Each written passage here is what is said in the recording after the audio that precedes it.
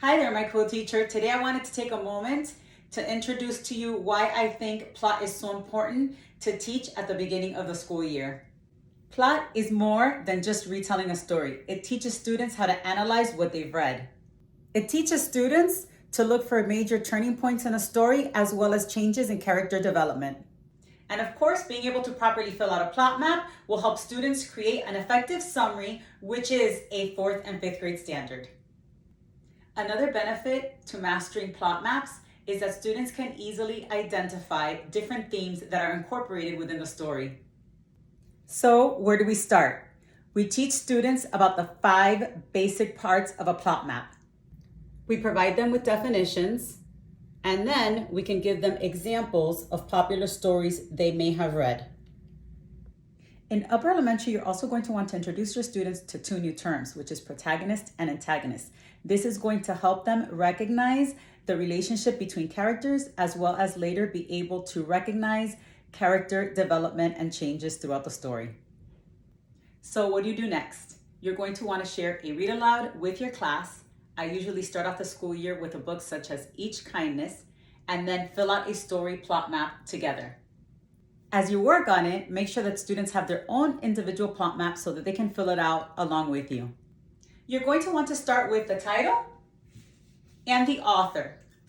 Then you want to lead the students over to the exposition, which includes the setting, the characters, and the situation of the beginning of the story. So for example, in Each Kindness, it would introduce that it's a snowy day. Maya, the new student, walks in, and many of the students remain silent. In upper elementary, stories get much more complex and include more than 3 events. So we want the students to be able to shrink it down to make a nice short summary that includes the most important details. So what I usually have students do after we read the story is to then identify what was the climax of the story. What was the turning point or most exciting part of the story that made you say, I just don't want to put the story or the book down. For example, in Each Kindness, the teacher gives a lesson a little bit past the halfway point of the story on random acts of kindness. Chloe realizes that she's the only one in the class who doesn't have a random act of kindness to present to the class. She decides that she is going to find Maya and she's going to ask her for forgiveness. Once the class has identified the climax of the story, you're going to want to work a little backwards and now go ahead and identify the 3 major events that led to this point in the story. As you go posting it onto the bulletin board, have students write it in their individual plot maps.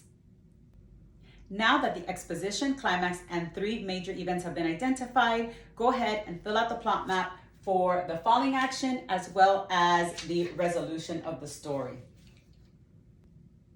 And finally, now that the story map has been filled out and completed, go back and discuss the characters, the protagonist and the antagonist. What were their characteristics? What changes did they go through in the story? And what lessons did they learn? This will naturally lead us to discussing theme with our students and the lesson that the author wanted us to learn. You can have students fill out Post-it notes on their own or with a group, or you can discuss it as a whole. Of course, a story can have more than one theme. So let's say, for example, with Each Kindness, one of the themes could be to be kind to others. Another theme could be to make things right with others as soon as possible because you may run out of time to do so. You want to add those to your board and have the students add them on to their plot map. Now that the plot map has been completely filled out, use it to scaffold how to write a summary for your students using a worksheet similar to this. Just have them go ahead and include the exposition, the events, climax, falling action, and resolution in order to write a concise summary that includes all the important events in the story. Of course, you're going to want to break these up into different days. So for example, you might read the book one day and just discuss what the book was about. Then on the next day, fill out a plot map. The following day, discuss the theme of the story. And lastly, how to include all of those elements to write a concise summary.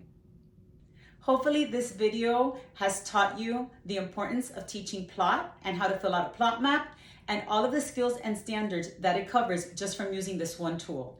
This tool is available at my Teachers Pay Teacher store at your Thrifty Co-Teacher.